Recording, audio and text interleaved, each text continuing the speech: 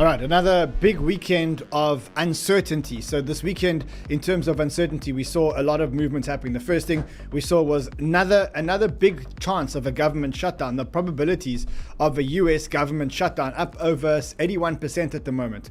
Then we also had the dollar collapsing because of what I'm going to show you around the US and how they're planning on potentially buying Japanese yen, believe it or not, buying Japanese yen. And then there are also tariffs on Canada. So a big weekend of uncertainty again in the markets. And so after a weekend of uncertainty like this in the markets, immediately what you see is you're getting the store of values actually start running. You've got gold now over $5,000, $5,082 a coin. You got silver up at 109, almost 110. And in Shanghai, the silver price is way better. And then the digital store of value, the digital gold, well, that isn't moving at all. In fact, if anything, it's moving down. I think it's time to ask ourselves some really tough questions, because I don't know about you, but I've always seen Bitcoin, I've always touted Bitcoin as this digital store of value. And if it is indeed a digital store of value, then how come when all the store of values are actually moving, what is actually wrong with Bitcoin? And I think that if we can't answer that question by the end of the show today, if we can't answer that question today by the end of the show, then we've got to really question as to whether this whole thesis around Bitcoin and its store of value, we have to question whether Bitcoin's actually failed as a store of value. And that's what I'm going to break down for you today. I'm going to break down the entire thesis. I'm going to break down all the data. I'm going to look at all the uncertainty, and then we've got to answer some really big questions. What is Bitcoin if it's not a store of value? Has it actually failed? Well, that's what we're going to be talking about today. So let's get the show on the road, guys.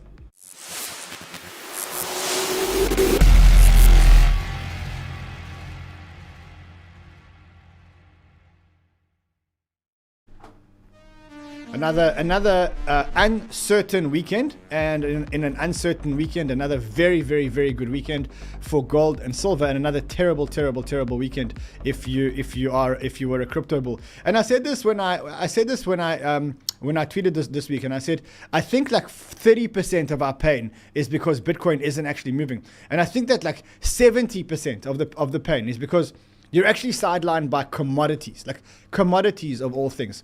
And I guess that what the market's telling you is the market's telling you that we're in a position where markets are very fearful right now. And because they're so fearful, they're moving into the store of value assets. They're moving into the real traditional store of value assets. If you want some kind of testament as to how uncertain the markets actually are, I think there's this chart over here which you need to look at, which is the Dow Jones to gold ratio. And it says the Dow Jones to gold ratio, and that is showing you the appetite of safety versus risk. So the Dow Jones is risk, let's call it, and gold is safety. It says is now at a level only seen 4 times in history: 2026, 2008, 1973, and 1929. We all know what happened in 1929.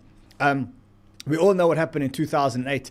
Every single time this happened, it's marked a fundamental change to the economic system, right? So in 1933, there was the Banking Act. In 1970s, there was the convertibility of a dollar. And in 2008, we know what happened. It was the housing collapse. So we've got to look at why are people actually running into commodities? And when they are running into commodities, why aren't they running into the digital store of value? And that's really what I want to be covering today. So big show today. If you've just joined us, please help me by smashing the like button. Hardest, you can help me by straightening the TV. That would be like really nice if you could just straighten the TV, then I wouldn't look so skew, you know what I mean? If you haven't yet subscribed to the channel and you've just joined us for the first time, welcome.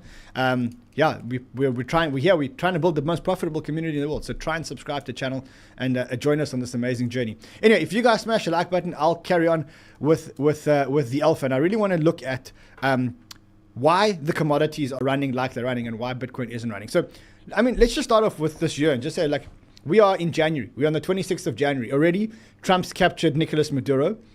The Fed Chair Powell is being investigated by the Department of Justice. And I think we know that that's Trump's invisible hand. President Trump tariff EU over Greenland. Remember, he tariffed EU over Greenland. And now he's threatening 100% Canada tariff, right? So that's just in the first 4 weeks of 2026. Remember, this week we have another big week. We could get another government shutdown. There could be 100% tariffs on Canada. We have a FOMC meeting. They're talking about BlackRock's chief investment officer acting as a new Fed chair. And many other things basically happening this week. And so the market's very, very much reacting. Also, there's a Fed interest rate, there's an FOMC on Wednesday. I'm not going to be covering this FOMC because I'm going to be in a plane this year, but I'm sure one of the other guys will actually be covering it. So over the weekend, what we saw because of all this uncertainty, or on top of all this uncertainty, was we saw the probabilities of a government shutdown actually increasing by a lot. And then we saw all the store of value assets, because of everything that's going on, we saw all the store of value assets responding. You saw gold, you saw silver going parabolic, you saw gold going above 5,000. You saw the 𝗕𝗟𝗓 actually breaking down, because we'll talk about why the 𝗕𝗟𝗓 is actually breaking down. It's because of Japan. And Bitcoin also went down. In fact, what I realized after all this uncertainty was that if you look at gold and silver right now, the gold and silver are the number one and number two assets in the world in terms of market cap. And that got me to thinking about a year ago. So if you think about where we were a year ago, right? Literally a year ago, I took this chart from 1 year ago. And if you look at this chart from 1 year ago, let me just see if I can actually get it yet. Sure, it'll come up here. So if you look a year ago, what you realize, researchers, if you could just send me that chart from 1 year ago. What you realize is that 1 year ago, Bitcoin was actually bigger than Bitcoin was actually bigger than silver. Fast forward to 1 year later, not only is Bitcoin not as big as silver, but now silver is about 3.5 times the size of Bitcoin. And that changed in a matter of 12 months, which means effectively that whilst everybody called Bitcoin a store of value asset, effectively it means that Bitcoin isn't acting like a store of value asset, right? And if Bitcoin isn't acting like a store of value asset, then we've got to ask ourselves some really, really tough questions. Why isn't it acting like a store of value asset? And we have to be able to answer that. And if we can't answer why Bitcoin isn't acting like a store of value asset, then we really have to ask ourselves, why are we here? Because I'm here because I thought that Bitcoin was a digital cash. And then Bitcoin fell as digital cash because we know it's not a peer-to-peer electronic cash system. We know. And then the narrative moved to Bitcoin is digital gold. And some of the brightest and biggest minds in the space called Bitcoin a digital gold. I mean, it's not small people. It's people like, even like people like Jerome Powell. Like, look at this. Jerome Powell calls Bitcoin digital gold. People use Bitcoin as a speculative asset, right? It's like gold. It's just like gold, only it's virtual. It's digital. People are not using it as a form of payment or as a store of value. It's highly volatile. So Jerome Powell also came out, called it a digital store, digital gold. Larry Fink, I mean, you know that he's come out and said it's digital gold. The role of crypto is it's digitizing gold in many ways. Instead of investing in gold as a hedge against inflation, a hedge against the onerous problems of any one country, or the devaluation of your currency, whatever country you're in. Let's be clear, Bitcoin is an international asset. It's not based Larry on any Fink's one called it digital currency. gold. Michael Saylor's called it digital gold. The head of the former head of the CFTC says he called it digital gold. But if it is digital gold, then why isn't it moving like digital gold? In fact, why is it moving the opposite of digital gold? So that's why I said 30% of your pain is because of Bitcoin, because Bitcoin ain't running. But 70% is because we're sidelined to commodities. Commodities. We are supposed to be commodities version 2.0, and we're not commodities version 2.0. So let's quickly just look at what happened this weekend. So we had gold breaking all-time highs again, and we had Bitcoin breaking down. Effectively, Bitcoin is at its lowest level that it's been at for 9 months. Since April last year, Bitcoin actually broke that. And when it actually did break down, it broke down a whole lot of structures, right? So you can look at the 100-day weekly moving average. Now we broke below that. We broke down below a 9-week range. The bear flag continues from a charting point of view. Not a great place to be in terms of Bitcoin. So let's spend 2 minutes just talking about this week's uncertainty, and then let's get into the question of why Bitcoin isn't this digital gold, isn't this digital store of value anymore, right? So the uncertainty this weekend, the first part of the uncertainty was around the probabilities of another US government shutdown and all the implications that another US government shutdown has. And I'm going to remind you that Bitcoin doesn't like US government shutdowns. This is the last US government shutdown. That was October 1st. And during the government shutdown, Bitcoin went down and had its massive correction. It went from 110 or 125 all the way back down to about 85,000. So Bitcoin doesn't like US government shutdowns. And it could be that if the Democrats and the Republicans don't reach agreement by the weekend, that we're going to get another US government shutdown. And right now, they are in disagreement, or right now, the points of contention have been spurred by the funding for the Department of Homeland Security, right? So the major risk right now, it says markets are now at a 75% of a government shutdown, as Senate Democrats elected by Chuck Schumer vowed to block a government spending bill unless the Department of Homeland Security is removed. The move follows the killing of an American nurse by border control agents in Minnesota. Now, what's going on in Minnesota is an absolute shit show, right? So you've got the Department of Homeland Security and ICE, which are going out there and they're looking for these illegal immigrants so that they can detain them and that they can deport them. And at the same time, there's a resistance movement in Minnesota. So they organized like a resistance movement. They are there to interfere with the activities of these ICE agents. Now, we know that there was a couple of shootings previously, but this week, probably the worst type of, the worst, they shouldn't have shot anybody, but the type of stereotypical person that they shot a male nurse who's, this Good Samaritan type male nurse, and he was allegedly shot, or he was shot by the Department of Homeland Security. I'm not going to show you the video here because if I do that, it effectively YouTube lands up removing our content. But he was shot. And now, basically, there's a massive scuffle between Democrats and Republicans. Trump's basically saying, look, stop resisting ICE and stop resisting the Department of Homeland Security. We're going out there and we're going to remove all these bad elements from society. Chuck Schumer says what's happening in Minnesota is appalling and unacceptable in any American city. Democrats sought common sense reforms in the Department of Homeland Security spending bill, but because Republicans refused to stand up to President Trump, the DHS bill is now woefully inadequate to rein in the abuses of ICE. I will vote no. And then what's going to happen is they're going to get some kind of government shutdowns, right? Now, the problem is that if we get a government shutdown, a lot of things happen. The first thing is we get no data. So remember the last time we got no data, we got no inflation data, no jobs data. That's a big problem. And it causes economic uncertainty, and the markets don't want economic uncertainty. The bigger problem for crypto is we're trying to get the Clarity Act passed. And we're trying to do this before the midterm elections. And if we try and pass the Clarity Act before the midterm elections and the government gets shut down, that gives us a massive increase in the chances that the Clarity Act is not going to pass. And if the Clarity Act does not pass, then the problem is that if the Democrats win the House or the Senate in the midterm elections, the Clarity Act will probably never pass. And so that's the first reason, or that's the first part as to why there's so much uncertainty at the moment. The second part of the uncertainty is the 100% tariffs on Canada. So I don't know if you guys saw on the weekend, but effectively on the weekend, in response to some kind of trade deal made between the Canada and China, Trump came out and says, a must watch. Canada is systematically destroying itself. The China deal is a disaster for them, will go down as one of the worst deals in any kind of history. All their businesses are going to move to the United States. Canada, I want to see Canada survive and thrive. So Trump is warning Canada around a deal made with China. Now, you've got to ask yourself a question. Why is Trump reacting like this? So Trump is reacting like this because remember that if the Chinese companies take over, so he says, Canada sends about 75 to 76% of its exports to the US. That's about $450 billion a year.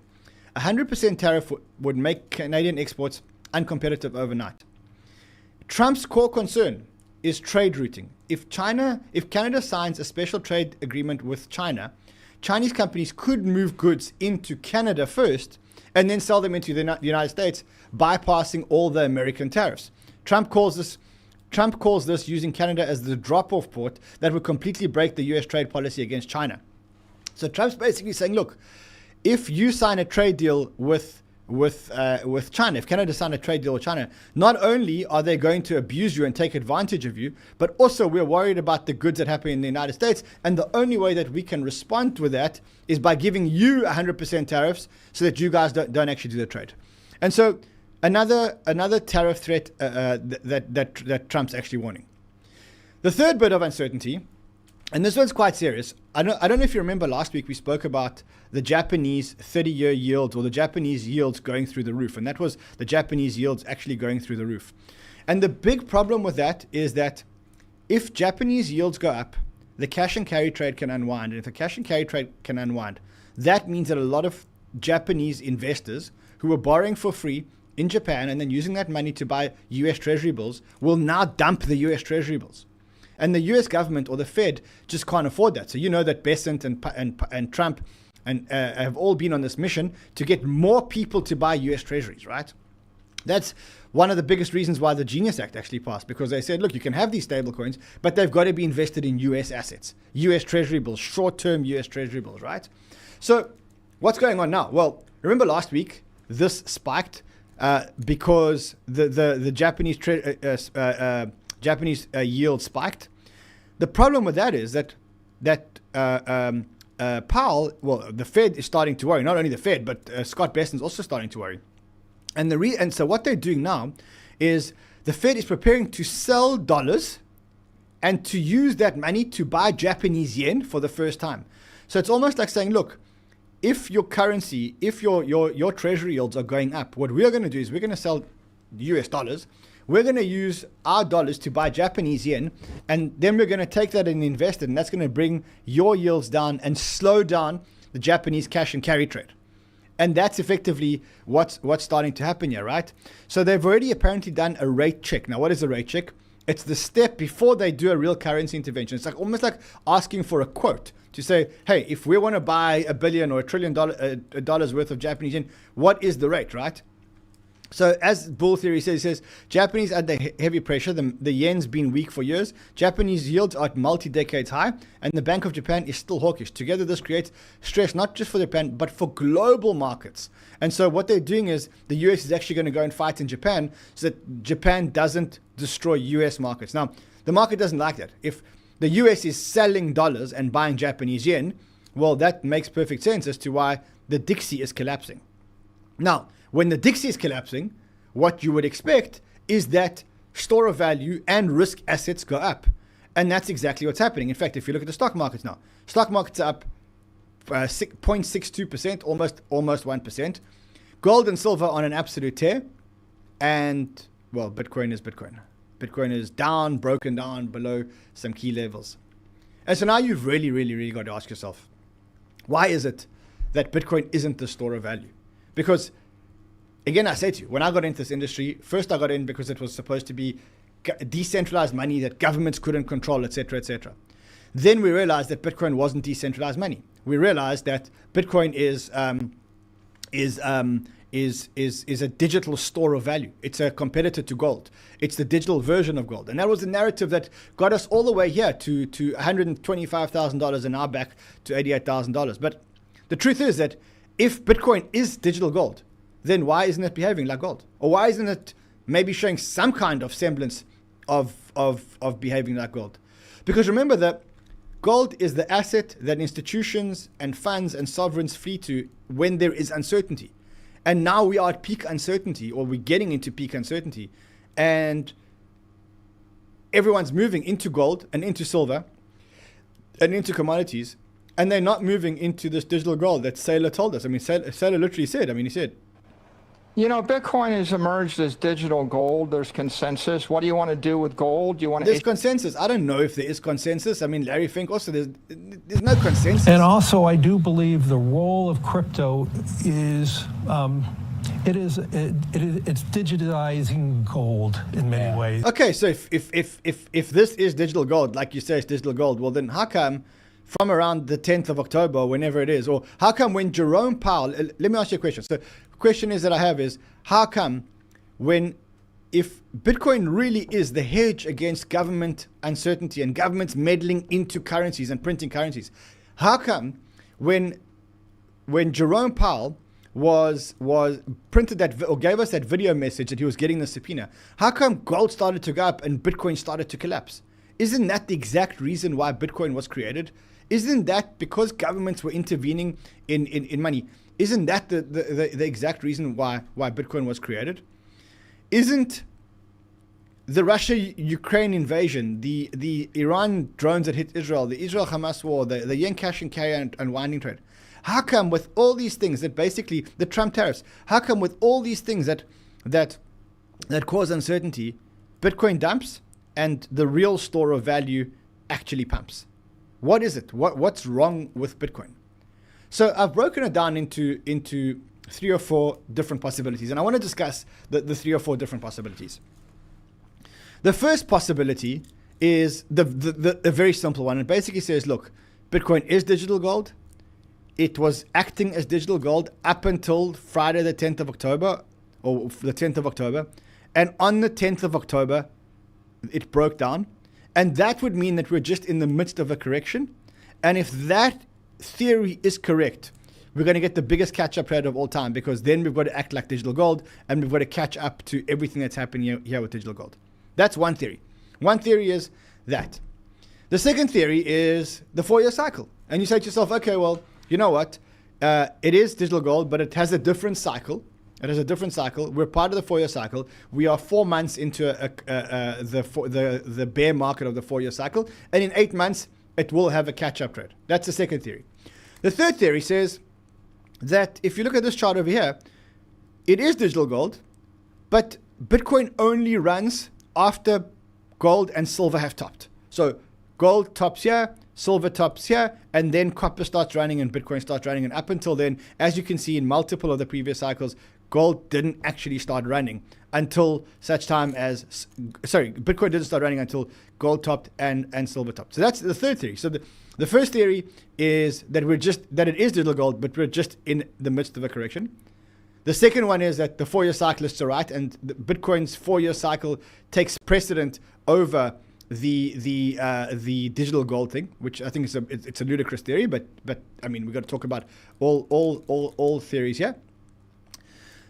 The third theory is that the quantum computing theory. And I made a video about it on the other channel, on Crypto Insider. And if you didn't watch that video, I think you should watch that video, because it is a very, very, very it is a very big threat. There's news on Twitter. There's a new war. There's a new president. The Fed is cutting rates. By the way, you should actually watch that video too.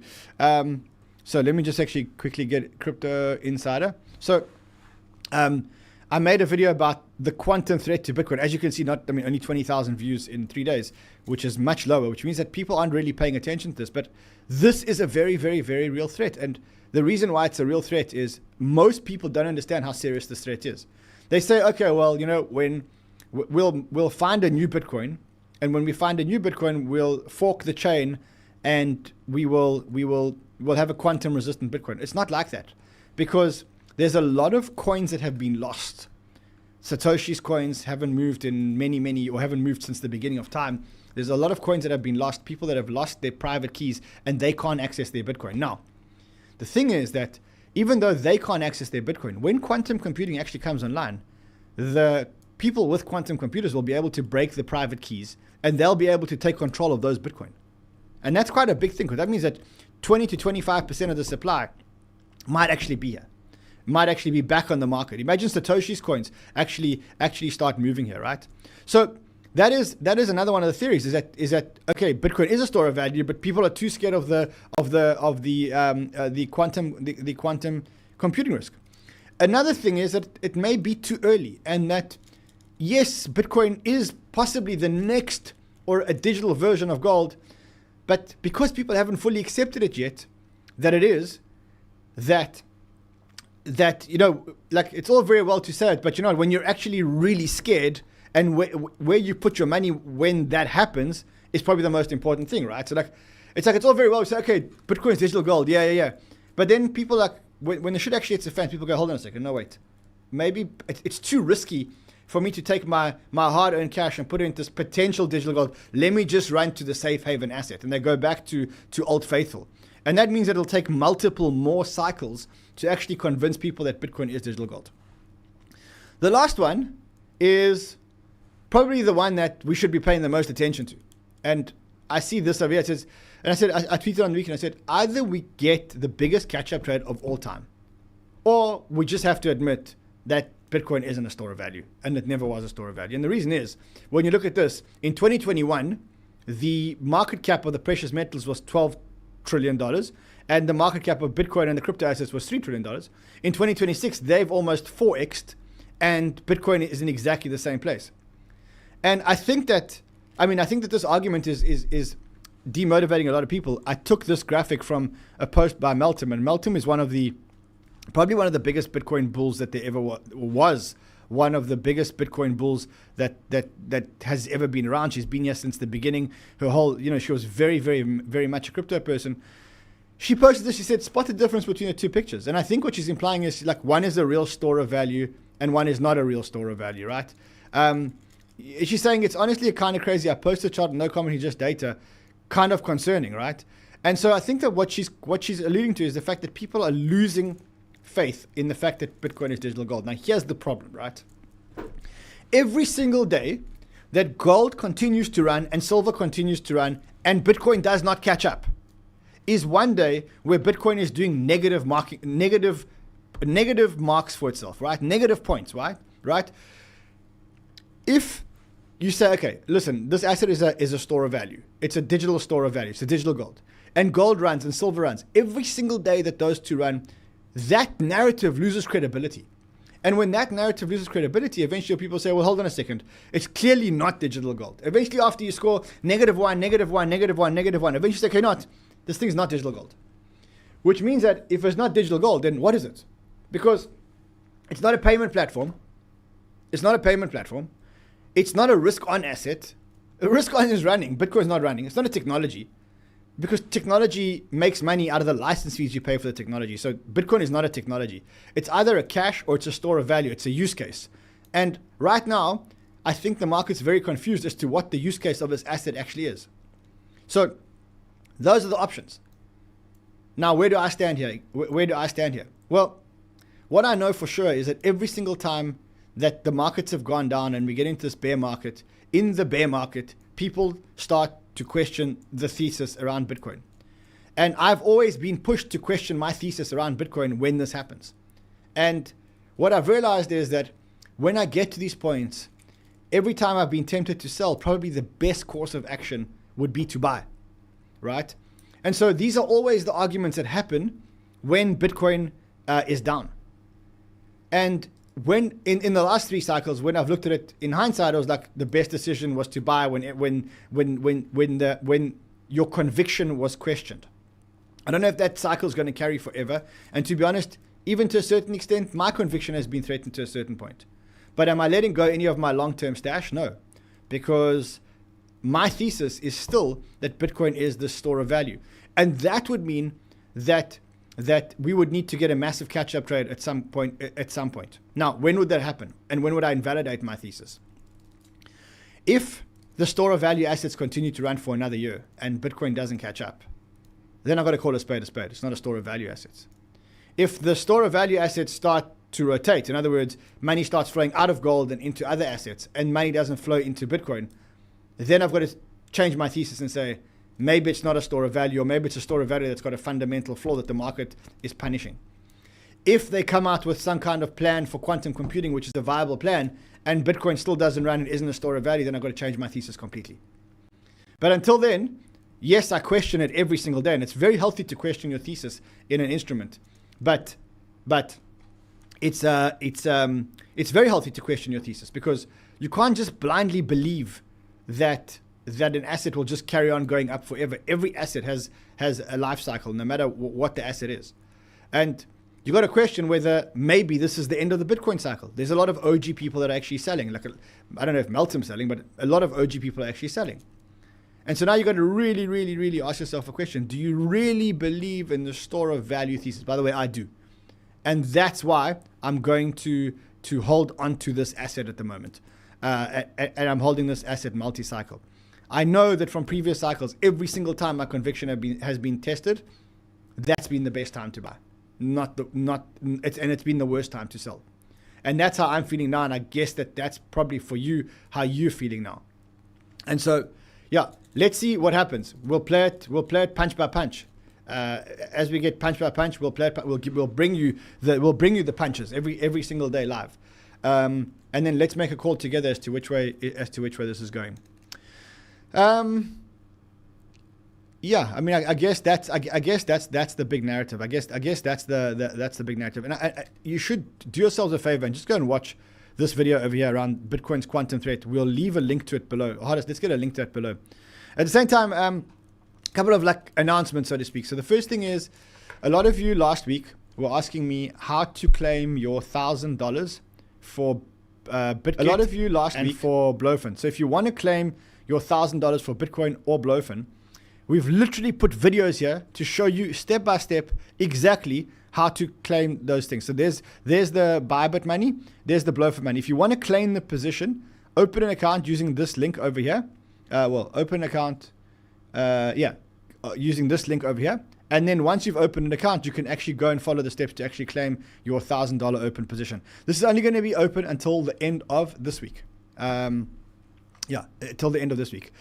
I think that's the first thing. Second thing is, we've got an amazing new host that's joined Banter. I don't know if you guys know. I don't know if you guys know 𝗏𝗏𝗧. 𝗏𝗏𝗧 has started a new channel. It's called 𝗏𝗏𝗙𝗙 Markets. We'll leave I don't know if you guys know him. He's a young guy, very, very, very cool guy, very amazing guy.